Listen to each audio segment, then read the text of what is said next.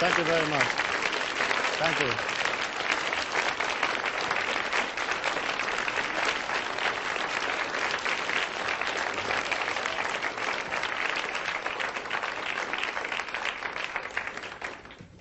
Well, hello and welcome.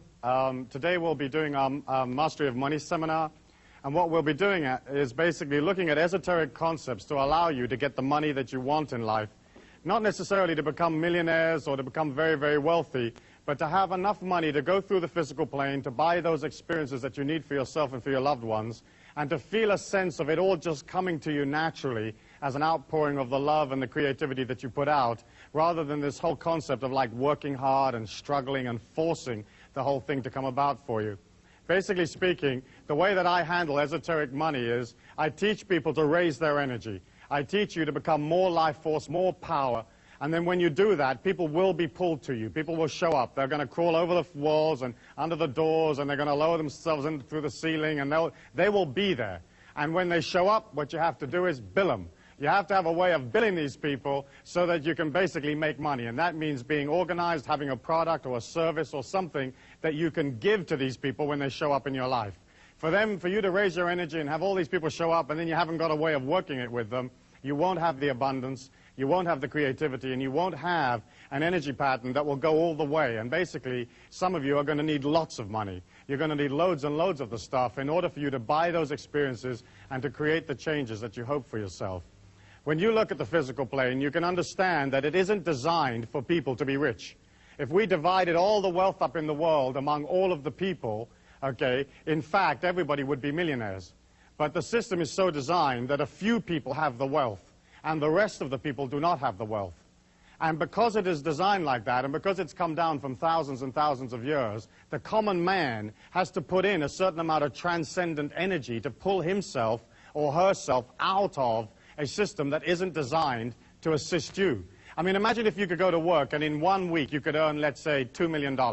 And you think, oh, Friday, I think I'll retire from here on out. The system isn't designed like that. The way that the system is designed is that if you work really, really hard, it will spit out just enough cash to keep you just above what I call the revolution level. You know, where you're not out in the street tearing the system apart, but they've fed you just enough to keep you going so that you don't blow away the system.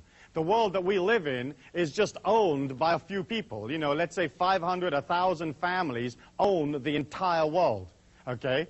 And they also own the governments, they own the societies, they own the banking systems, they own all the financial institutions. They dictate what interest you'll pay, how much rent you'll pay, what mortgage terms you will receive, you know, what your car payments are. They decide everything for you. And they also decide how much money the average man in the street will have.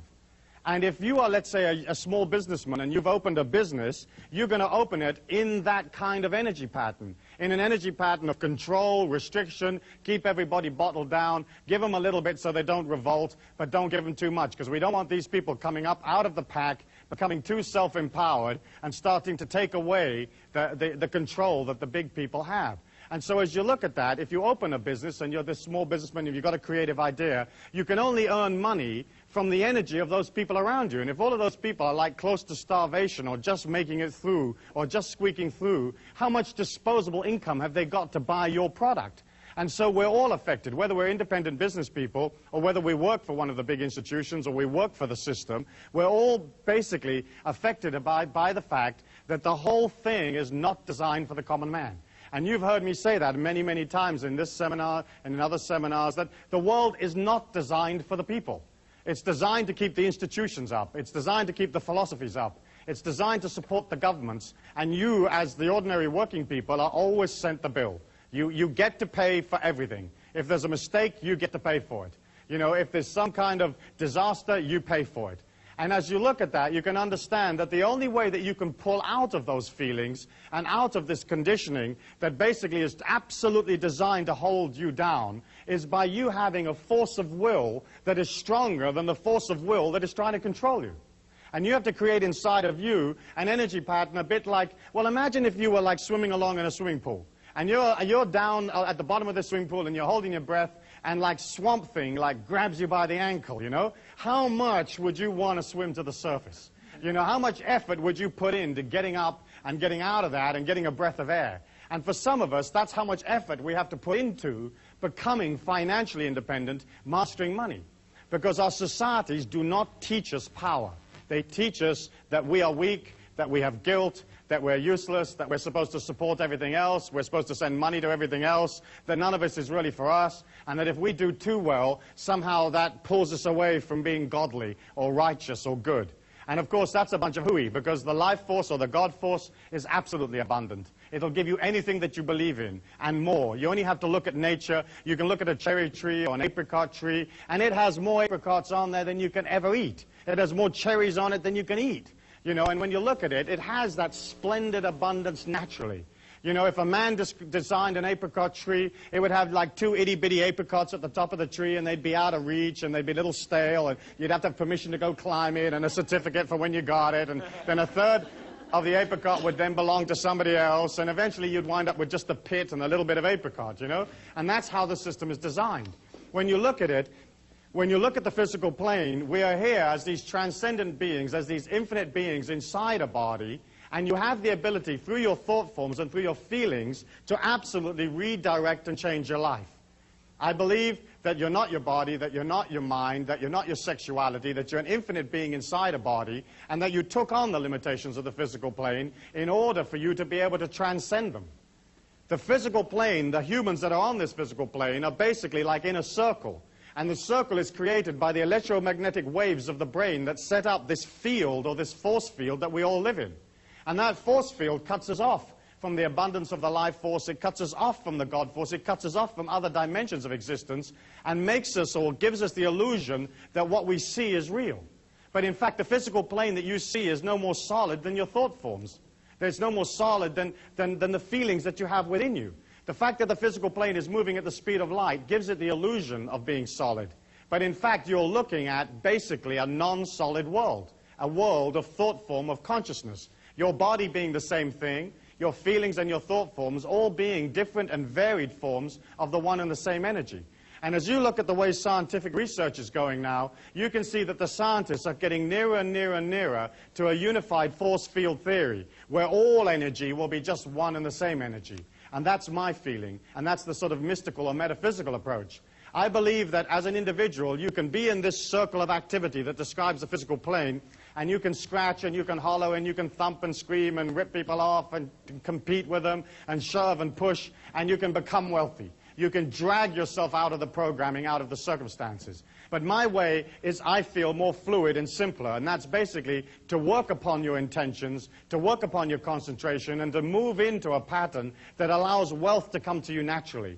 Because the other system, where you're sort of scratching and biting to get money, it's almost like your wealth means somebody else's poverty. Where my way is, you can become wealthy and then allow everybody else through your wealth to become even richer. It's not like there's any limit to how much is out there. And it's not like there's any limit to how much money you can have. There are millions and millions of dollars every day that are lost and left lying around, and people die and they just leave it in little sort of carrier bags someplace.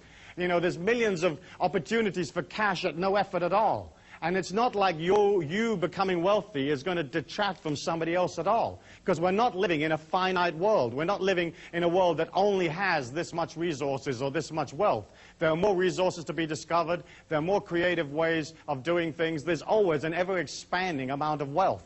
And what you're doing as an individual is, you're saying, listen, I'm happy to concentrate on making money because I understand that if I don't concentrate on making money, I won't have anything. You know, if you concentrate on the phantom rapist comes out of the woodwork and bites you on the bum. If you concentrate on money, you get money. But of course the societies and the way we teach our children disengages them from money.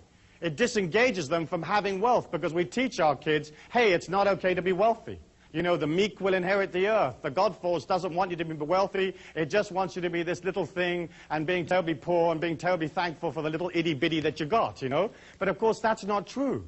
That's just a load of hogwash that was handed down over thousands of years. You know, the life force could give a damn how much money you have or don't have. It is not emotionally involved in whether you're okay or not okay. If you're doing splendidly, then your splendidness will help others, because you'll be doing economic things, creative ideas, you'll be spending your money, hiring people. You know, you're helping the world by becoming powerful. And yet we look at a physical plane where everything is designed to not allow us to become powerful. As you come into the physical plane, as soon as you're born, or some people would say even before you're born, that mind of yours is beginning to record every feeling, every event, everything that's ever been said to you. And you suck all of that up. You know, you can put a person in a hypnotic trance, and you can take them back to when they were 11 years old, to their birthday party or something like that, and you can have them tell you how many people were there, what their names were, how many cans of Coke they drank, how many packets of Jell-O was eaten, who did what. Everything is in your life. Everything is all there. How many steps you took from the parking lot to your seat right now. You have a memory of all of that. And you imagine this small babe, and it's lying there, and it's sucking in all this information. Okay, and it's born to parents who think that, like, working hard is honorable, that you have to work hard to make it through the physical plane, you know. Well, let me ask you a question. How many of you here think that you have to work hard to make money, or you've been taught that you have to work hard to make money? Let me see your hands. Okay. You see, they sold you that. They sold you that. The people that run this circle of activity, okay, sold you that because they wanted you to work for them. You know, they wanted you to work hard for them. Okay? And so basically speaking, we buy into that. Working hard is honorable, or working hard is how you make money. Making money has nothing to do with working hard. It's nothing to do with effort or struggle. It's mostly a matter of being balanced and organized. And as you begin to center on your creativity, people show up that want to be a part of that creativity, want to be a part of that action. They feel your security, your strength, and they sign up for it, and they pay you for it. So it's a simple transference of energy. You transfer them an idea, and they transfer you another idea called money. As you look at that, you understand that, like this small child inside this body, it begins to suck in all of these belief patterns, and it has no volition of, you know, as to what is going to go in there. You know, whatever goes in there is whatever goes in there. So if the mum and dad are fighting over the rent, that's in your subconscious mind.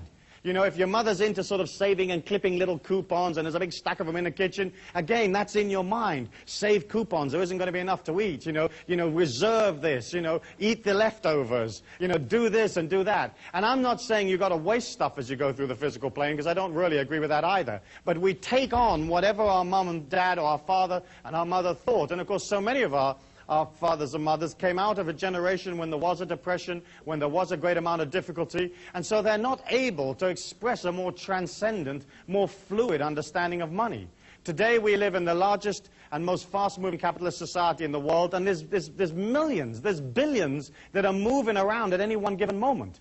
And yet here is this mind that takes on all this sort of stitch in time, save 9, and a penny saved is a penny earned. And we take on that mentality, and then we wonder when, as we go out into the physical plane, as young adults or as teenagers, or we go out into the workforce, we begin to resonate that into the life force. And the life force, or the energy, that the force field that we're in, reflects back to us exactly what we believe, exactly what we put out there, and it gives us back struggle. It gives us back, there's not enough. It gives us back, you know, work for no wages, save your money in case something dreadful happens, do this and defend that, and you know, and if people don't like this or don't like that, sue them for the money or go chase them for the money. But you know, there isn't enough, and that whole energy of like there not being enough and there isn't going to be enough for you to get through is sold to you as a way of disenfranchising and controlling you.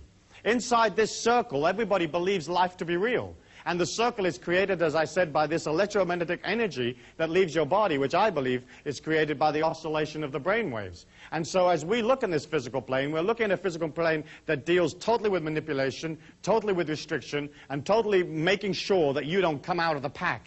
Okay? As you're going through the physical plane, you're taking in everything that you hear, everything that you feel, everything that's ever said to you, and you're also taking in all the rest of the energy. You're taking in energy subliminally. You're taking energy in below your threshold of consciousness that you are not even aware that you're taking it in. And we know from the subliminal tapes that we sell through our catalogs and so on that the mind has an ability to hear affirmations that are placed 40 decibels below regular earshot. And so we have a track of music that rides up and down, you know, getting louder and softer. And underneath this track of music is a loop tape that runs these very powerful affirmations that are designed to create behavioral change. And as that loop rides up and down with the music, it stays 40 decibels at all times below the music, below the earshot. And we know from our research and the research that's been done in various universities in the United States that the inner mind hears that and accepts it.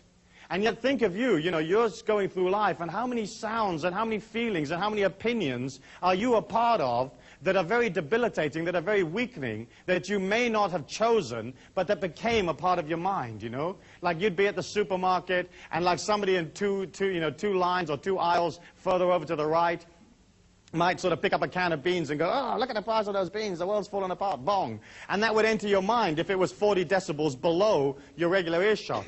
So you're a product of not only what society has told you can't have, not only what your parents told you couldn't have, but you're also a product of all the thoughts and feelings of the people around you. You can't sit next to somebody in an audience like this and not pick up whatever they are. Their feelings are booming out, and they're pervading your feelings, okay?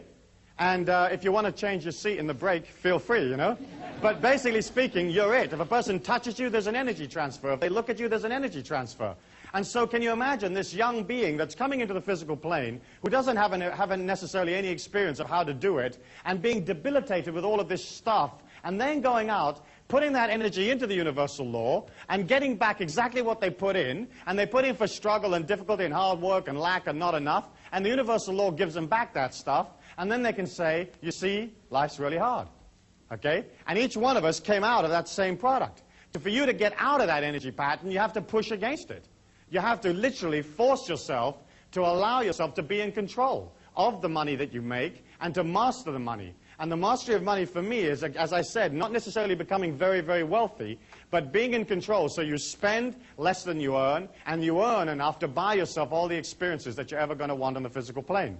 When you think about it, you create a creativity, you create a product or an idea, it's energy, it comes from consciousness. Then you take it out to the people, they respond to it positively, and they give you money, which again is energy.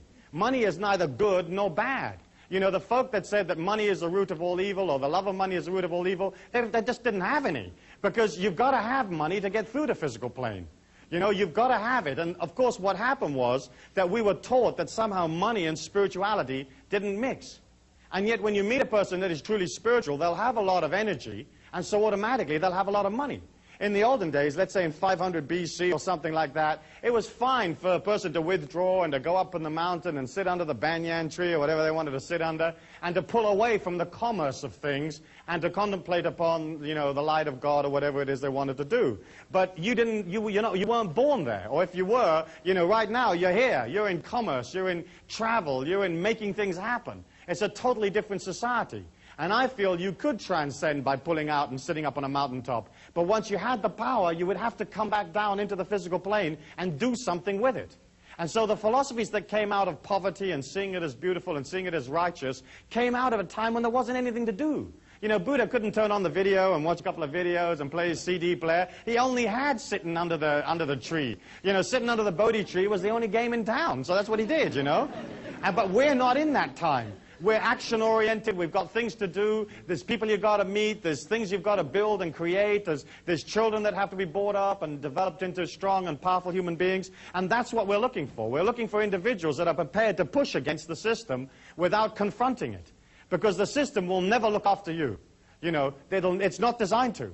And if you look at the history of man, all the governments have let all the people down all of the time, you know?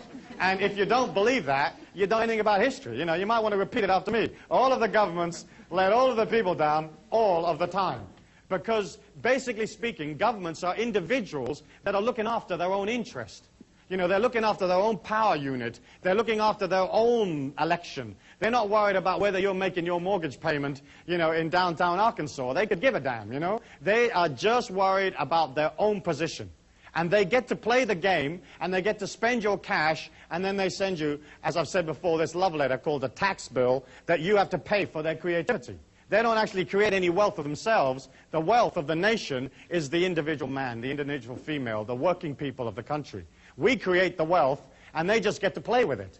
You know, and the way they play with it is they get to spend it pretty much any way they like. They get to bill you anytime they want to bill you, and if they run out, they just print some more. And so we're looking at a situation where the whole of the circle, the whole of the people that control this circle, the families that run the world, they have a control of the money. And money to the common man is life force. It's God force to a guy that doesn't have a spiritual quest, a person that doesn't have a quest or doesn't have a belief in any kind of higher transcendence. Those people that are purely in the physical plane, money is their God force. And once these people got control of the money, they could control the life force for the world. And then they could control the destiny of the world. And there's none of you here that haven't been controlled by the big families that run the world. Because they decide everything, from the price you pay for a shirt to how much you pay to go to the movies. Everything is decided, and the whole system is designed not for you not to come out of the pack. And as long as you remember that, now you can push against it, and you can say, gosh, that's dreadful, you know, that's awful. Why have they designed it like that? They designed it because they're into control. They're into making sure that none of us ever get out. Okay, and you can push and you can rant and rave and you can have your little placard and you can go down to D.C. and stand there in front of the White House and it won't do anything for you. The only way you can win your freedom is to have enough cash to pull out, okay, and to disengage somewhat from the feelings of the world, from the emotions of the world, so it isn't controlling you. Okay, and that to me I think is incredibly important because you've been sold this bill of goods that says you can't have it, and then the whole thing is designed, and if any of you do too well, they take the money back from you. All the money you have is basically on rental. You don't have any wealth of your own. I mean, look, for example, in property taxes, okay? They take, let's say, 1% or 1.5% of that property from you every year, okay? And governments go on for hundreds of years, so they can wait to get the house back from you. But they take, let's say, 1% a year. In one generation, they've got a quarter of your house. They didn't do anything for it. They never paid you. I mean, nothing happened. They just took a quarter of your house back. In 2 generations, they got half the house. In 4 generations, they'll own all of the real estate of the country. And that's how property taxes work. You know, so you think they've got your interest at heart? No, they just chip in a little bit of your income back, and they time it or they place it so that it's like this creeping thing that you're never really quite aware of. You know, and then suddenly you think, my goodness me, I've given 9% of my house back to these people. Why did I do that? You know, well, you did it because they passed the law saying you had to do it, and you don't have options. I believe in obeying the laws, but I also believe that you can design your life to take maximum fluidity within the law. You know, within the tax structure, within all of the things that you are allowed to do, that the people that control this circle allow you a certain amount of modicum of like elbow room, and then you use that in order to become powerful. And so, as you look at that, you can see that for you to become powerful, to have enough money, you have to begin, first of all, to look at what's stopping you getting money. You know, what are these feelings inside of me that don't allow me to be wealthy? Because for you to be wealthy and to become wealthy and to have people show up and they want to share their wealth with you, because there's only one place that you can get money, and that's from the other people in the physical plane. Because we're the only people that believe in that stuff, okay? You can't get it from any place else other than the other mugs in the game with us. And so we have this energy that's absolutely neutral, and you have to create an energy from within yourself and then get these people to come along and give you the cash. To do that, you have to look at, hey, what do I really feel? You know, what do I really feel about money? And when you look at how we deal with money, you can see that, like, for example, you may have had feelings. I know I certainly did. I remember thinking that if I became too successful financially, somehow it would pull me out of the society that I lived in. You know? Like, if I do too well, I might have to leave this ghetto, you know, that kind of feeling, you know? Or if I do too well, all my friends won't like me anymore. You know, or if I do too well, it may not be as loving or as strong as God might want for me, you know, because I bought into the fact that God wanted me to be poor, you know. And so as you look at that, you can see that, like, we have hundreds of these limitations. I mean, thousands of them. You know, stitch in time saves 9. You know, there's one. You know, what does that mean, for goodness sake, you know? If the thing tears, chuck it away and buy another one. What are you doing all the stitching for? I mean, who's got time to do stitching and stuff, you know? Oh, stitch. You know, I mean, you get another. It's as simple as that. But we buy that. We buy, for example, things like women are no good at figures, you know, like they're no good at mathematics. That means that somehow or other they're not going to make so much money. And, of course, women are just as good as anybody else with mathematics. You only need an $8 calculator. You can work it up to $10 billion, you know. And I do a lot of business with females, and we travel all over the world, and we use a lot of feminine talent in various areas, and they know how to charge, and, you know, they know how to make it work. I mean, it's simple. It's like, well, here's $1,000, lady, and here's $20,000. Which would you like to have, you know? I mean, it's obvious. You don't have to be brilliant to figure that one out. And so, you know, we buy that stuff. We buy that stuff. We buy, like, getting inside the little circle, getting in the corporation, and taking what they eke out for us, you know? There are other types of limitations that deal with, like, religious beliefs, you know, where if you're not, you know, you're not holy if you're rich, or that kind of thing. And then, of course, we have all the limitations that deal with, well, if I do too well, you know, nobody will like me. If I do too well, it'll be such a responsibility looking after all this cash. You know, how the heck am I going to figure out what to do with all of this money? You know, if I do too well, you know, it will cause me problems. I'll have all these responsibilities. I'll have to defend it and so on. And we buy that stuff. philosophical limitations about your relationship to money. You know, spiritual limitations of one kind or another, sexual limitations. You know, maybe if you're a minority, you may feel that in this society you don't have the ability to do as well as the people that are in the majority, like as if the God force of the money knows what the color of your skin is, you know, and thinks, oh, I'm going to give this guy a hard time because he's different or something like that. And as you look at that, you can see that all of the people out there in a society or in a circle that is not designed for them to do well with anyway, and all of the belief patterns they've got and all of the limitations, you can see that, like, you can understand why the people aren't rich. You know, why they never make any cash.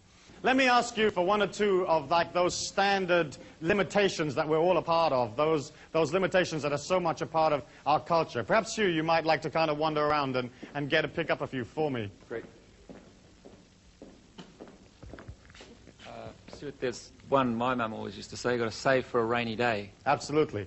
And if you save for a rainy day, of course it rains, you know, it has to. Because that energy of putting in the negativity pulls to you the rainy day. You know, the very fact that you believe you're going to be a part of a disaster means the disaster will happen. And if you put a whole bunch of dry food in a hole in the ground, you know, because of that energy of defending yourself, you mount 2 machine guns on the roof, you put your granny there defending the house, defending the street, then what happens is that energy pulls to you the disaster because of the negativity that you're putting out. And if you put this dry food in the ground, something will happen, and this moose will come along and it'll do itself on its food, on your food, and there goes your stash or there goes your stock. You know, let me ask you for some others. If you have any money, don't tell anybody. Yeah, if you have any money, don't tell anybody, because some reason or other that's going to either make them angry or jealous, or they're going to come around and try to take it from you. Of course, that's a lot of nonsense. If you're wealthy, you just feel wealthy. I think you don't want to be brash about your wealth and sort of showy or too showy, but you got to spend it. There's absolutely no point in having money if you don't get rid of it. The whole point of it is to keep it moving and keep it flowing. Money, of course, is like manure. If you pile it all up in one place, it stinks. If you spread it around, it makes things grow. Right?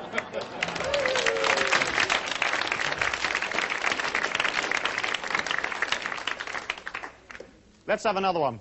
It's easier to get a camel through the eye of a needle than a rich man into heaven. Right, that's a standard one. And of course, the eye of the needle, I believe, was it not the gate of Jerusalem?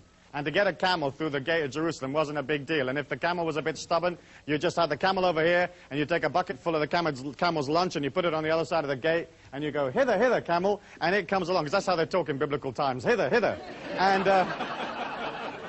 And the camel just automatically walks through the gate. And of course, a lot of our philosophies were designed to make sure that nobody got wealthy. You know, you can imagine how, like, well, imagine in medieval times when, say, for example, a lot of the churches owned all of the land. I mean, thousands and thousands of acres of land, you know, and the common people were dying of starvation, living 10 in a room in squalid, filthy conditions. From time to time, they'd go up to the, you know, the sort of the big monastery or something, and they'd bang on the door and they'd say, "Oi, what about us? You know, what do we get?" And of course, those people who owned or controlled the circle in their day, you know, they weren't about to share it with everybody. They weren't about to say, well, look, we'll peel you off 5 acres in the North 40. And so they had to sort of say, well, you'll get yours later. You know, you'll get yours in the afterlife. You know, this poverty stuff's really cute, and you're loving it right now because later on you're going to get it. And of course, now we're not so stupid, you know. We're a little bit more sophisticated. We aren't going to buy into that afterlife stuff. Not because I don't believe in an afterlife, but I want my power now. I want my experiences now, where I can experience them and become a part of them, and that's what you want. You don't want a promise for later. And of course, the mind and the ego will always accept a promise. You know, you can always tell somebody, yeah, I'll do it for you, but later. And the mind goes, oh, that's okay, later, later. And that's why that philosophy was so powerful and so useful to the people that ran the situation in those days, because they could promise people a later date, you know, a long-term delivery. What about being filthy rich? Yes, like as if rich is somehow dirty. And isn't it true how, like, for a lot of people, money equates with, like, the misuse of it. You know, like if you're rich, you're bound to be misusing it. And of course, it's nothing to do with that. You know, you can have money and be loving and generous and kind and to help the world, you know. But isn't it interesting that we equate wealth with, like, some kind of misdemeanor or not acting honorably? And of course, that's not necessarily the case at all. Any others, Hugh? Money corrupts. Yes, and of course, a lot of times it does, because money is power in our physical plane. And power is very, very hard to work with. And the whole point of experiencing power is, in a way, to misuse it. you know, because that's the only way you really get to learn about it. But in the corruption is also the healing and the transcendence, and I think that's pretty important, you know. Yeah, give us this day our daily bread, like there isn't going to be enough, okay? Like this little bit's coming up, it's like welfare. Here's your little welfare. Any others? Money can't buy you love. Yes, money can't buy you love, but in fact, yes, it can, okay, definitely. But the fact is, of course, that the way you get love is to express love, you know, and it's nothing to do with money. It's absolutely nothing to do with money. In fact, money can buy you love, push to shove, but basically speaking, it's only a matter of expressing a loving attitude, and love will come to you anyway. Any others? Yes? Can we have a positive one? Money makes the world go round. Money makes the world go round, and of course it doesn't. The world spins automatically of its own. Yeah, save for emergencies. Okay, that's the same thing as was said before, where you're waiting for the emergency to come. Beautiful people are rich. I'm sorry, I've got more than one coming at once now. Yes? Only beautiful people are rich. Only beautiful people are rich? That's not so true. I know a lot of ugly millionaires. Yeah. But you see how all of that stuff became so important, you know, and all of that stuff became a part of our culture and a part of the way that we treat money. And of course, what you have to do now is to begin to resonate a powerful intention for your whole trip about money. Because when a person permeates that negativity or that weakness inside of you, because it is already there in your mind, there has to be an acceptance. You know, you have to accept that. If you're standing next to somebody in a supermarket and they're projecting lack, if you have lack inside your mind, you actually enhance or increase the lack that you have. Okay? The only way you can come out of power is to not have it in your mind, or to have this forward projection of energy, this expanding energy that feels, yes, I can, yes, I will, I have it all around me, this is a flowing situation, and there's no problem with the amount of money that's going to come to me in my life. When you resonate your feelings, they change moment by moment as to what you feel about yourself. If you feel negative, you begin to create inside of you a feeling that pulls energy to it in a kind of imploding or coming in parabola of energy or curve of energy. And negativity has a way of resonating, so it sucks other feelings towards it. So if you're negative, you'll pull to you somebody else that is equally negative. If you're negative, you'll pull to yourself energy patterns that are disastrous or tend to fall about. And at the top of the curve, you know, it's just little niggly things that go wrong. You know, the car won't start, and this happens, and the handle comes off the bathroom door, that kind of stuff. But then bit by bit, as you begin to resonate the negativity after a long period of time, then suddenly the whole energy pattern begins to break up around you, and the whole thing drops on your head and collapses on top of you. You know, whether it's a financial collapse, or whether it's a collapse of your physical body, or collapse of a relationship or some situation, it's because through the negativity, you pull that to you.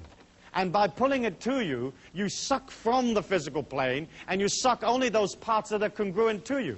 If you imagine yourself walking along in this bubble of energy, okay, all of life is coming at you at the speed of light. And it's coming at you upside down, okay, at the speed of light. And you have all of these possibilities coming at you at any one given moment, okay? And you will pull from those feelings that are the same as your feelings, that are congruent with your feelings. So all the goodness in the world is coming at you, and all the evil's coming at you. And then you can pick up whatever you want. And so you kind of filter through your own feelings those experiences that are exactly the same as what you feel. And so as you maintain and establish a negative energy pattern, or a pattern of limitation or lack, it begins to pull in on you, and it pulls from the physical plane all of those things that are exactly the same. The only way to defend yourself against that, the only way to really develop a power inside of yourself, is for you to begin to pull out of you this transcendent, infinite, abundant feeling from within you. When you express positively, it creates an outgoing or exploding curve of energy. It's like this outgoing feeling. Not only is it warm, is it fresh, is it loving, but it inspires people because it's pure life force. It's pure confidence. And it's not like sort of confidence that you wear on your sleeve, which is real sort of pushy type of confidence, but it's basically confidence of feeling everything's okay. And as you resonate that energy outwards, the more and more power that you put out into the world, the more you allow that infinity and that abundance to come from your feelings, the less the negativity of the other people pulls you down. Because you cannot walk in a crowd of people, say in a supermarket or in a shopping mall, without having all of those people affect you. And you've all experienced it, where you've got out of a car and you've walked into a mall and you've only walked like maybe 100 yards or 200 yards and you bought like a can of something and you walk back to your car and you're absolutely exhausted. You know, have you had that experience? Right. And it's because what happens is as you walk through that mall, your feelings are resonating around you and everybody else is literally taking a bit of that energy from you. Every time they have eye contact with you, every time they touch you, every time they pass you, a part of you leaves with them. Unless you're resonating this everlasting supply from within yourself and resonating it powerfully and strongly. Then what happens is you get into the habit of holding your energy, holding that power to yourself. And it's the same way, again, with money. If you feel confident about it, it begins to be there. It's like natural. But you can't come from like way down here in a state of, let's say, limitation and poverty to something up here where you're walking with or a part of absolute abundance. You know, if you resonate poor feelings, you have to stay poor because universal law's got to reflect that. And so the name of the game as you begin to master money is, one, allow yourself the patience to go beyond the old stuff, the old garbage, and two, begin to resonate in your feelings the abundance that you're a part of. And here you have to be very, very careful because a lot of people begin to think, oh yeah, all I've got to do is act abundant, act powerfully, act transcendent, you know, buy a lot of stuff, buy a lot of fancy clothes, and abundance will come to me. In fact, what you've got to do is you've got to begin to see abundance in those things that you actually have. Okay? It's not a matter of like going out and spending a lot of money on French clothes or something and then being in debt, because that very fact that you're in a debt is going to pull you backwards. It's more like saying, okay, around me I have this and I see beauty and abundance in it. And then, as you begin to become more and more confident and you have more and more surplus income, you can begin to create affirmations of abundance in your feelings that actually affirm, hey, I'm doing fine, I'm doing well.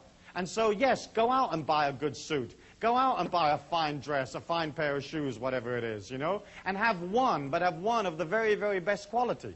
If you go for the cheap and the cheerful and the discount, it's always has that energy.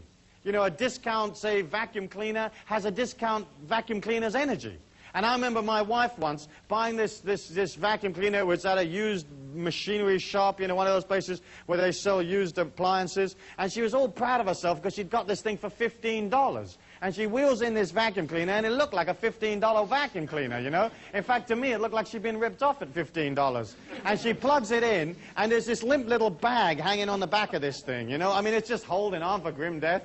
And I said to her, don't you think that bag is supposed to be like full of air and abundant and pleased with itself? And she says, yeah, you know, I think you're right. And she was vacuum cleaning this room, and the vacuum cleaner made a decent kind of noise, but you could see that nothing was coming up off the carpet, you know. As it went over dust and pieces of paper, they just jumped up and then went back down again. And I thought, this is not a real effective way of vacuum cleaning the carpets. And then as she was wheeling this stupid thing around, the wheel came off. And as it came off, it created this sort of very, very sort of gentle curve as it went around the carpet and sort of came into this semicircle around to the other side of the room. And of course, as the wheel went around the room, it did pick up a little bit of dust on the wheel, you know, that was natural.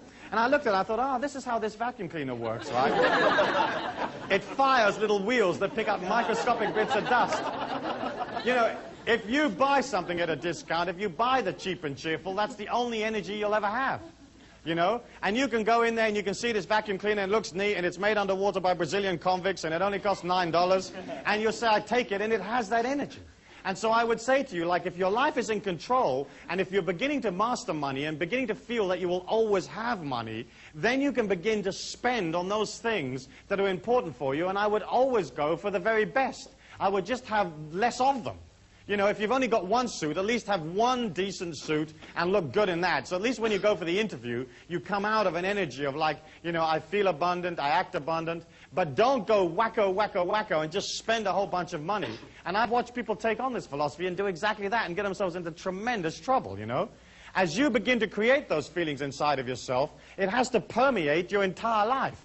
You can't have, like, let's say, one nice dress and then buy a $1.99 pair of shoes, you know, plasticky ones. And you can pretty much always tell people buy their shoes, because only people that have got money spend money on shoes, you know, that buy decent shoes. So you'll get somebody that's wearing this incredible dress, and then they're wearing these pair of shoes, and they're like this little plasticky pair of shoes. And you can suss it out. I mean, you can say, oh, my gosh, look at that. You know, if somebody comes in for an interview and they're beautifully dressed and they're wearing a decent pair of shoes, you know that that person, you know, feels good about themselves, feels strong. And of course, how much money you make is exceptionally intimately linked to how good you feel about yourself.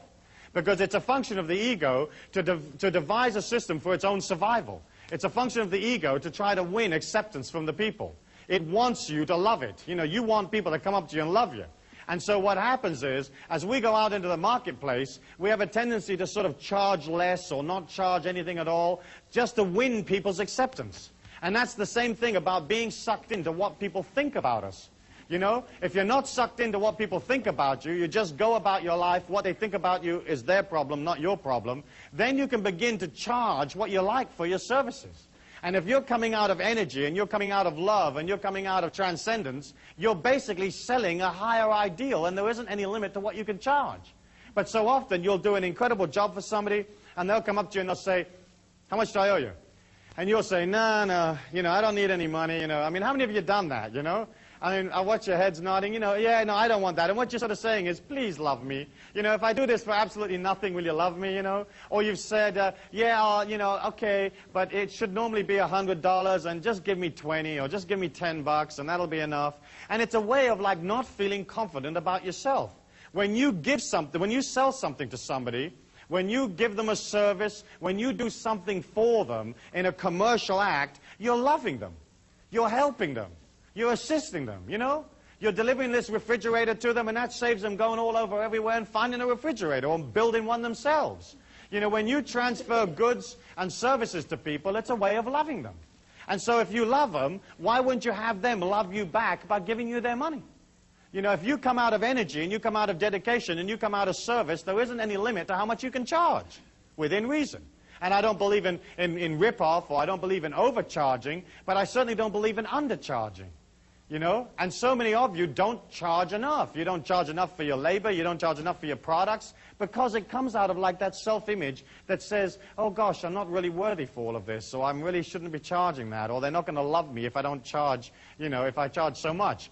But in fact, when you can see the transactions that you're involved in life as energy, then you're not involved in the emotions of how much things cost. It's a fact of the commercial world that the more quality you put into something, the more you can charge. And at the top end of the scale, you know, you can charge anything you want. And so you're looking at trying to put energy, trying to put yourself into your commercial endeavors, whatever they might be. I mean, so often you'll go into a business, you'll go into a hotel, you'll go someplace, and the whole energy of the place is bland. You know, nobody's in it. Nobody cares. It's institutionalized. It's like press a button and this thing comes out, and you don't feel good about parting with your money. But when you're with a person that's enthusiastic, they're happy, they put their heart and soul into the product, you don't mind. You feel the life force, you feel the God force, and that inspires you. And so it almost feels like you're transferring money to another part of yourself. You know, if the other person is sort of demanding, or they don't have any energy in it, or they're institutional, there's a sense of loss. You think, oh gosh, I've paid for this room, but I don't know if I really liked it, you know. It's very much a matter of putting yourself into your life, into your commercial life. And that's important. When you can subjugate your ego and put that underneath the ego of your customers or the people that are pulled to your life, then you have the ability to serve them. And that doesn't mean that you're going to lose any sense of identity inside yourself, because you're not. But you're going to come out of loving people by serving them. And serving them is like looking them in the eye and finding out what they want. You've got to remember that you're dealing with a person who's maybe scared or lonely, or their body aches, or they have a need, or they need friendship or company, or whatever they've come up for. Because what they've showed up for in your life may not necessarily be the product. You know, it may be some totally different reason. They've come around for healing of one kind or another. And if you can put yourself underneath them, then what happens is they feel your support. And there isn't a person out there that doesn't want to be supported, that doesn't want to feel more secure, because the name of the game out there is basically feeling insecure, feeling scared, feeling fearful about the fact that you don't necessarily control life.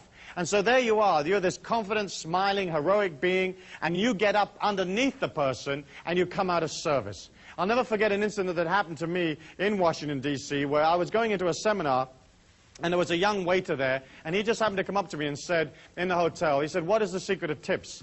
And I said to him, the secret of tips is to get underneath the customers, you know, to get underneath and really serve them. And he said, well, what do you mean by that? And I said, what I mean is that for the time it takes you to serve this person and to be with them, you'll subjugate your ego for their needs, absolutely. And so rather than coming out of like thought forms of, oh gosh, when does this shift end? And look at this guy, I really don't like the way he's dressed. And oh goodness me, he's asked me for some more peanuts. And oh goodness me, I'm rushing about. What you're doing is you're coming out of, how can I help you, sir? What can I do for you? You know, would you like ice? Would you like lemon? What would you like? You know, would you like it on this side of the glass or that side of the glass? You know, would you like another pillow, another cushion? What can I get for your lady wife? What would she like? You know, there isn't anything while you're in my care that I won't do for you, you know. You want me to take your canary for a walk while you're having a drink? No problems, you know. And I left this young waiter with this information about coming out of loving them and serving them. And I went off and did my seminar, and when I came back from the seminar, he came up to me and he says, this is totally fantastic. He said, I've never had a day like this ever in all the time that I've been a waiter here in this hotel. And the previous record for tips in one shift for me was $42. And in this particular shift, I earned $160 in tips for the very first time. So this young man had quadrupled his tips by just serving. And isn't it true, as you go out there, you'll find mediocre restaurants, mediocre hotels, mediocre airlines, mediocre everything. You know, you walk in the door and they can't even be bothered with you. They're not organized. They're not interested in what you want. You know, and you get this feeling of like, hey, I'm not a customer. I'm not a person. And you don't buy, or you limit the amount you will buy. And you don't feel this expansion and this power inside of you. And so as each of you begin to look in terms of like developing a way of becoming independently wealthy or developing some kind of creativity so that it gives you more wealth, all you really have to do is serve. And serve is energy. And the people give you back another energy called money. And then you go spend that on the experiences you like, which is again energy. And I think that's vital, and that to me is the key. That there isn't anything more than just coming out of service, coming out of being organized. You know, and being organized is a simple thing. You just get organized. You get, hey, what do I need to make this business work? You know, what are my customers going to want? And when you can subjugate your ego and put yourself in the mind of the customers, in the mind of the people that are going to come to you, then it isn't a problem to figure out what they're going to want. They're going to want to be comfortable. They're going to want to do it quickly or reasonably quickly, whatever it is. They're going to want it to work. They're going to want to be able to have value for money. They may want more than one way of paying for it. But basically speaking, what do they want? And then if you begin to concentrate on making it clean and fresh and beautiful, people respond. And isn't it true that as you go out in the physical plane, most of it isn't clean, isn't fresh, doesn't work? You know, I mean, you turn the handle on the door and it comes away in your hand. You press the button in the elevator and it doesn't go anyplace. You put 50 cents in the Coke machine and no Coke comes out, you know? And the whole of the world is like that, this sort of, this only just working sort of syndrome, you know? And of course, if you move out of, say, America and you go to other places, you have even more experience of things not working, you know? So, for example, in England, whenever I travel there, I try to make all my international calls back to America before I actually leave America. Because trying to get an international operator on the English telephone system, forget it. You can grow old. You know, you can grow old. I've only met one or two people that ever actually got through, you know. And as you look at that, you can see how like so much of it doesn't work and so much of it isn't there to help you. Why is this money mastery thing so important to you? The reason it is because we're living at a critical time in the financial history of the world today. We're looking at a banking system here today in the United States where the liquidity of these banks is on average only 6%. In the era going up to 1929, the liquidity of the average American bank fell from like 20% to 12%. And that really concerned people. Today, our average American bank has a liquidity of just 6%, which means that 94% or 94 cents of your dollar is no longer in that bank. And the money, that 94 cents that isn't any longer there, has been lent out to all sorts of folk that may or may not give it back. After the oil crisis in the 70s and in the war in the Middle East, the sheer amount of money that poured into the American banking system and the big financial houses of Europe and so on, that money came pouring in, the greatest transfer of wealth in the history of mankind, and the banks had to lend it out. When a bank takes your money, when it takes your deposit, that's a liability for the bank. The minute they can give it to somebody, lend it to somebody, it becomes an asset in their books. And so there's a tremendous propensity for the banks to kind of get rid of this stuff. It's almost like this hot potato that they're trying to shove onto the next guy. And so when the oil prices went up, you know, in the 70s, these banks went out and they kind of gave the money to everybody, you know. They just dolloped it out and said, hey, you need some cash, take it. And all of the countries out there of the third world and the lesser developed countries and so on, they took that money and they spent it. And they spent it like crazy on all sorts of projects that may or may not have assisted the infrastructure of those countries. And now we're looking at a situation where it's tremendously difficult to get the money back from those countries. You know, America gave money to every nation in the world. I mean, just gave it. It gives it to its enemies. It gives it to its friends. Albania is the only country that America hasn't given any money to. And the only reason they haven't given any to Albania is because they can't find it. If they could find Albania, they'd give them some. You know, and so all of this money's gone out, and you can watch these third world countries struggling trying to get it back. Mexico is an excellent example where they have a debt of up around close to $100 billion. And they get about $7 or $8 billion a year in oil revenues. So you can see that if they're only paying, let's say, 7 or 8% interest on their money, they need all of their oil revenues every year, forever and ever, in order just to service that debt. And what happened was that when oil fell recently, you know, tumbled down from its peak of $30, $35 a barrel, we got into a situation where the American people were literally wiring money down to Mexico so it could wire it back to the bank so that nobody would default. It's like you're getting billed as a common man, you're getting billed for something that's nothing to do with you. We have a situation where, for example, corporate debt in this country is at 50% of its total assets. And a lot of the assets that the corporation have are in the form of paper and notes and bonds that they're holding of other corporations. So the 50% that you think they've got, some of that may be real money and may not be real money. The government has basically continued to print money like crazy in order to try to keep the system up. After 1946, all the major trading nations agreed to come off the gold standard, which meant that all of a sudden money didn't have to be real anymore, because in the olden days, a dollar bill was a receipt for some gold someplace. And in theory, you could walk up and you could say, hey, you know, I want my gold, you know, or I want to look at my dollar bill, or whatever it is you do when you go around the bank. But basically speaking, once all these countries came off the gold standard, there wasn't any limit to how much money the governments could create. And here in America, since 1980, the government has expanded the money supply 300%. But the country's only grown like 25 to 30% in that period of time. And so when you have a situation that the people that control all of the activity inside the circle can literally print money, you can see how there's a lot of money out there that really doesn't have any value at all. It's just a matter of everybody believing in it. And the banking system, everybody's got to believe in it. And that's why the common man never gets any of the information. They only get little bits of the information, because if anybody actually told you what was actually going on, you'd freak out and you'd go get your money back. As you look at that, you can see that like personal debt has expanded to the point where like the average person owes like 1.5 years' wages. You know, corporate debt is 50% of assets. The governments are running trillions of dollars worth of deficits. The trade figures are incredibly imbalanced, where it's costing billions and billions of dollars every month, you know, more than they're actually taking in. And you can see that all of this is creating a strain on the financial resources, not only of America, but all of the trading nations of the world. As you see that, you can either say, well, that's great, I'm sure it'll all be all right, I'm sure it'll all be fine, or you can say to yourself, wait a minute, there's something going on here. I'm not in the possession of the facts. I can't fix what's happening in the third world. I can't fix, say, for example, that there are a record amount of, say, bank failures in the country right now, higher than even in that period prior to the Depression or the collapse of 1929. I can't fix that. I can't fix the business failures. I can't fix all of these scams that are going down with these various junk bonds and so on. All I can do is get in control of my own situation. If there's ever a liquidity crisis in the world, and it looks like eventually there's bound to be, because we just can't carry on inventing money and spending prolifically, if there is ever a liquidity crisis, cash will become king.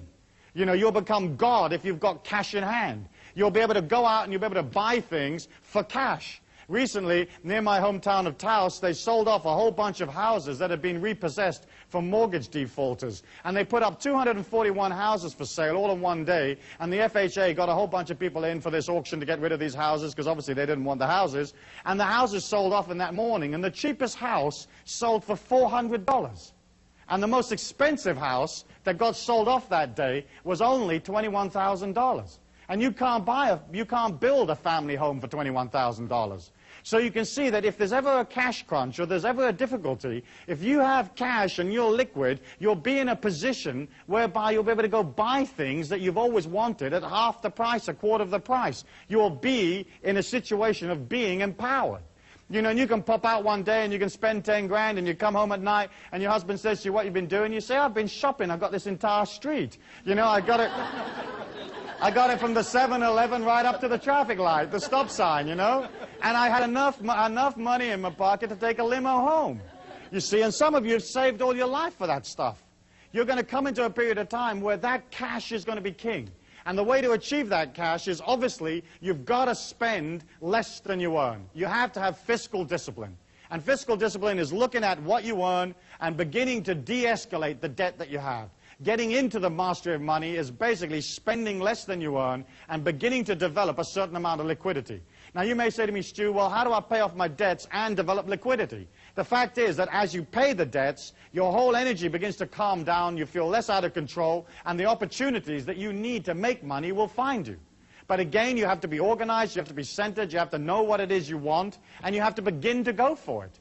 And if you can't go for what it is you want in life just yet because you're stuck in some job here, just maintaining everything, then at least you can begin to play that fake it till you make it energy. You can begin to move towards it. You know, like if you're pumping gas in a gas station and you want to be a film director, well, you begin to resonate an intention for that. And you go to film school in the evenings and you buy books on film directing and you watch films and maybe you join an amateur filmmaking club, but you're moving towards your goal. So often people find themselves like down here and they hope that they can pull their energy up to up here and they never make it. You have to move towards whatever it is you want, and as you move towards, it's almost like the energy comes around you and supports you to get what you want. Which means that, of course, you've got to be clear about what you want, you have to have clarity, you've got to know what it is you want. And we've spoken about that in the past, have we not? But it's mostly a matter of deciding, hey, what do I want for my life right now, and what do I want later on, and what do I want later on, and concentrating on the right now. And of course, if you're not clear about what it is you want, then you begin a program of getting rid of all the encumbrances and all that stuff that's around you so that you can have what you want, so that you are clear about what you want, you know? And then you develop this high clarity about who you are, what your mission is in life, what your gift to the people is. You're like, hey, what are you going to give people? You know, you're this heroic being, you understand yourself, you've got perception that other people will never have, you've got energy they'll never have, creativity that they can't even dream of, and what are you going to give them? You know, what are you going to give them when they show up? And you have to have that clear in your mind. As you develop high clarity, as you develop high resonance, which is basically moving towards your goal, resonating this intention, resonating the whole idea all of the time, bit by bit, the universal law has to give it to you. And it's only a matter of coming out of control. It's only a matter of controlling the situation, dominating the situation, and seeing what opportunities there are. In order for you to be able to be in the marketplace, you know, you have to have something that you're going to offer. And so each one of you is going to have to develop a skill or some kind of service or knowledge, or you're going to have to get into control of a product. And you've got to have something. And so often people want to make money, but they don't have anything. You know, so if you haven't got that, you're finished. You haven't got a chance. You've got to have it. It's got to be neat. It's got to be fresh. It's got to be exciting. And it's got to be there for when people show up. So like a skill would be like you're a plumber, or you do something that other people can't do, and you do it for them, but you do it in an unusual and creative and exciting way. You know, and you roll up at the front door, and you're in this big polystyrene bubble, you know, that looks like a sort of a spanner or something. People say, what are you? You say, I'm the plumber, and it's musical, and up comes a little hat, you know, and they think, oh, this is incredibly interesting. This is really different. Most plumbers show up in, you know, oily overalls, grumbling and moaning about how lousy plumbing is. And this guy shows up in his chicken outfit or whatever it is, you know. I always had this idea of a loan package where you'd get all the details of the loan you wanted when you went to the bank. And it was this incredibly beautiful loan package. And then you would train these 3 canaries to sing. And when you open up the loan package, the canaries would go, give us the loan, give us the loan, give us the loan. You know, well, imagine the bank looking at you and you telling them, hey, listen, what I want to do is open this flea circus. And by the way, here's these 3 canaries that we've taught to say, give us the loan, give us the loan. You know, it's like the bank would understand you. They may not lend you the money, but they would understand the creativity there.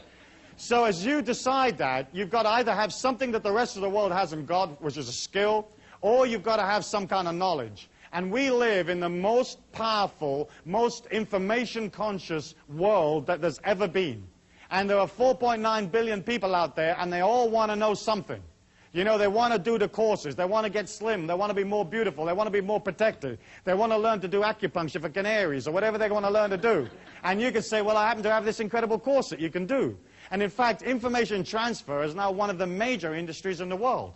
And so all you've got to do is either have the information or acquire it, and then begin to figure out how to transfer it to other people. Of course, if you happen to be, say, for example, a lawyer, then the information you can impart, you have to do one-to-one. I personally prefer information transfer, where you can get a lot of information out to a lot of people without being there personally yourself. So there's videos and tapes and books and 1,001 other ways of you transferring information to people. But if you have that information, people will pay you. And the reason they'll pay you is because they haven't got time to learn everything themselves. They haven't got time to do it all themselves. They want you to come along and tell them, hey, how's it done? So you've got the possibility of a skill, you've got the possibility of a service or knowledge, or you've got a possibility of a product. And of course the product is by far and away the easiest way of making money usually, because there isn't usually any limit to how many products you can manufacture, ship, and get paid for. You know, knowledge has its limitations in many ways. A skill or a service has its limitations because you have to show up personally and do it. But a product has that incredible neatness that if it works for 10, it'll work for 100, it'll work for 5 million. And, you know, I've heard stories of people that have started companies that have literally made $40 million in the first 9 months of the company.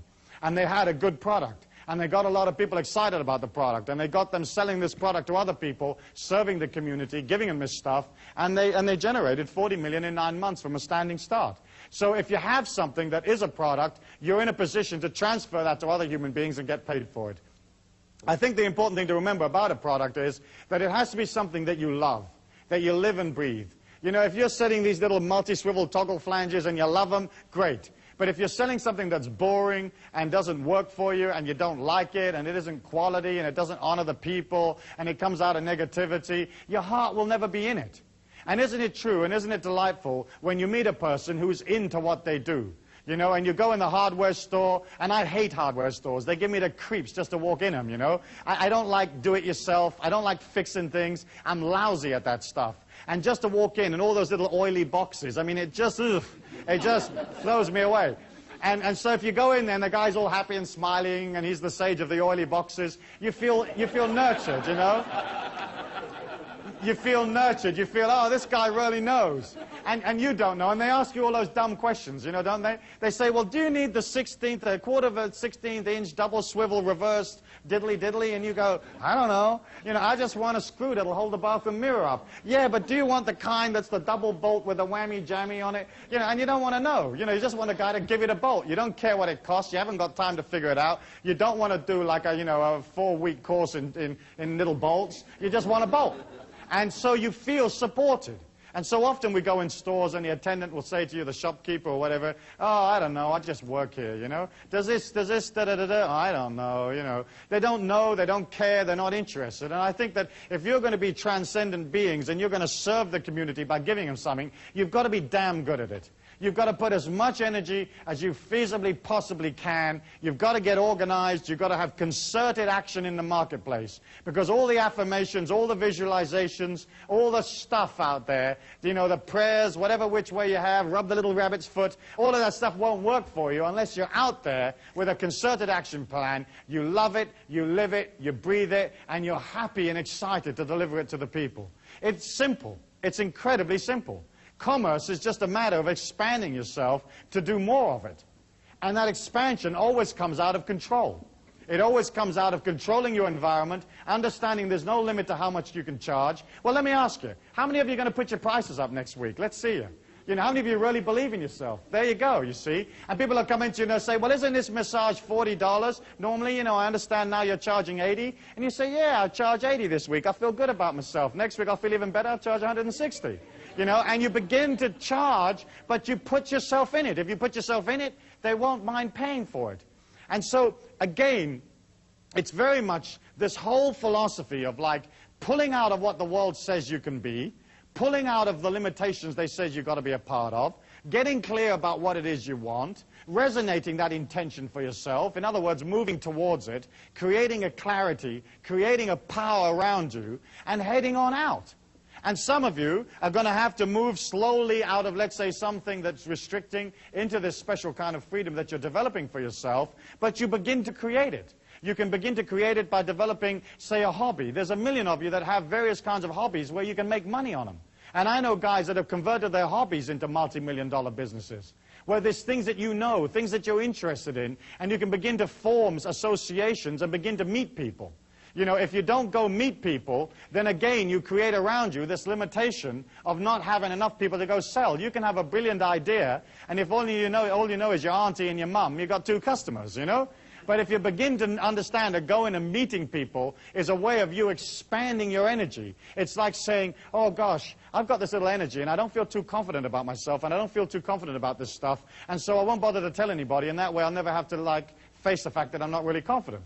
But if you're good, if you're damn good, if you're coming out of love, you're coming out of service, you won't mind expanding, you won't mind traveling, you won't mind trying something new, and you won't mind going out and meeting people. You know, I tell people, listen, if you want to meet people, join churches. You know, it's a great place to meet people. You can give out your little card in the breaks, you know, pass them out in the pews, and then just join as many churches as you can sign up for, you know. I mean, you join a Muslim church, and then you go to the synagogue on Saturday, join a couple of Christian churches on Sunday, especially those sort of open, positive, New Agey type of Christian churches, you know, and then Monday you can get into some kind of wacko cult, you know, and you join them on a Monday when they have their services, and you just surreptitiously are passing out your cards, but people get to know you. Because I've watched people develop ideas that were really cute, that were really neat, and go out into the marketplace and have an initial burst of activity and then fizzle out. You know, and then suddenly they're despondent and they're upset and they feel that their creativity isn't any good, and they wind up going back to what they used to do because they didn't have the force or the courage to push through to like meeting people, talking to people, being with people. When you get to the point where you talk to 100,000 people a year, you've got a chance with your idea. When you get to where you talk to 1 million, you've got a real chance. When you get up to like 5 million, then you're really cooking, you know. When you get up to 50 million, forget it. You know, you'll have so much money, you'll have to move out of the house and get a bigger one. Because it's people that are going to give you the cash. And it's you feeling confident about yourself and going up to these people, presenting them with the idea, and knowing that they're going to love it. And the reason they're going to love it is because you designed it for them. You designed it for the people. You didn't design it for yourself. You didn't design it for you know, to look cute. You designed it for the people. So you'll come up with the only bath that has faucets that work with your feet. You know, and there you go, and you suddenly say, I've had this incredible idea. For 2,000 years, they've always had these baths with these little wacko, little cross-shaped faucets that you can't work with your feet. Now we've got the foot bath, and here's the handles, and here's where you put your toe, and this is how you make it go hotter and colder. And everybody will love you. They'll say, she invented the bath faucet. She made it something, because you don't have to do anything really different. You know, you don't have to come up with some incredible laser-operated sandwich-making machine. All you've got to do is come up with something slightly different. You know, and you've heard me talk about the pizza parlor, where like you can be one pizza parlor in an entire society of pizza parlors, where there's 17 in the street. But you could still make that pizza parlor so interesting that everybody's breaking their neck to come, you know? And there you are, you've got your pizza parlor, and you've dug this big hole in the middle of it, and you've got, let's say, like a 20-foot drop and some alligators in there, you know? And then you build this rickety little bridge from the front door of the pizza parlor to where the cash register is, where people order, you know? And you make this bridge so that it kind of wobbles a bit. You know, and people say, well, isn't it dangerous? And you say, yeah, we lose a few, but they're hungry. When they get on the other side of this bridge, these people want the pizza, you know? They want that stuff. And the alligators, as folk drive from miles around to see these alligators. And then we're going to put a waterfall off the roof. And they're going to get a little wet coming in. But once they're in here, they've got to stay for half an hour to dry themselves out. So we'll be in this street, we'll have this waterfall off the front of the pizza, we'll have this big hole with some alligators in it, little rickety bridge, and the people will feel excited. They'll feel a sense of achievement of making it across, you know, especially the older ones, you know. And they'll feel good about it, and they buy pizza. And that's all you got to do, and a pizza could be totally revolting. But they're going to buy it. In fact, if you're coming out of transcendent, you're coming out of heroic, you love yourself, you're going to put everything you can in that damn pizza. And you're going to make that thing wonderful.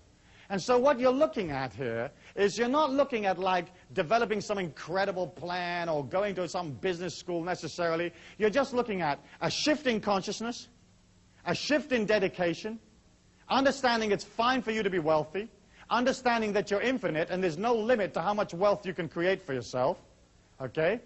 You're going to get clear about what it is you want. You're going to resonate that intention. You're going to play fake it till you make it. Whether you got it or not, you're going to move towards it no matter what. You're not going to let yourself get out of control and start spending a whole bunch of money you haven't got, okay? You're going to allow yourself that power and that energy at all times, moving towards it, clear, resonating it, having it, being original, and more than anything else, you're going to love yourself by charging enough, okay, by giving yourself time, having patience, and you're going to love the people that are pulled to you by serving them. And if you can come out of that love and that caring for people, putting your ego aside for their needs, your life and your business and your families will be swamped You'll be swamped. You won't be able to handle the amount of people that show up. And as that happens, you'll have a way of billing them because you'll be organized and you will develop wealth. And suddenly you move out of struggle into a natural understanding and a natural flow. And that's how it was always meant to be. Life was only ever meant to be this gentle walk through a valley on a sunny day. It was never meant to be this incredible struggle, this incredible effort. And each one of you has that as a heritage, and each one of you can put that into your life right here and now, today. Thank you very much. Thank you.